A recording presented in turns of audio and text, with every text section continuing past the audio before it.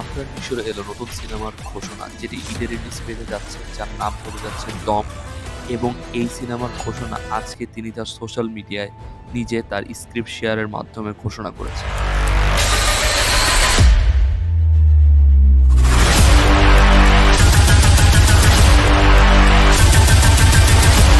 এছাড়াও বাংলাদেশের বিভিন্ন গণমাধ্যমে এই সংবাদটি প্রকাশনা করা হয়েছে।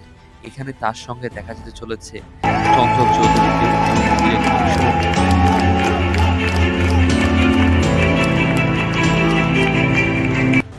Roses on both my knees for you. Don't say thank you, oh please. I do what I want when I'm wanting to.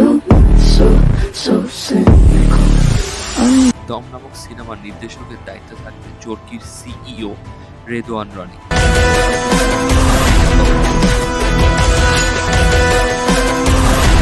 আমরা তো গল্পের প্রয়োজনে আর্টিস্ট আমরা ডিসাইড করি যে কোন আর্টিস্টকে কোন গল্পে সবচেয়ে বেস্ট ফিট ইন করানো যাবে, অথবা এই গল্পের জন্য ডিমান্ডকে। সো এখন আমরা আফরান নিশোকে নিয়ে অলরেডি সুরঙ্গ খুবই সাকসেসফুল একটা প্রোডাকশন ছিল, যেটা গেল। এরপরে এখন দম শুরু হলো। এবার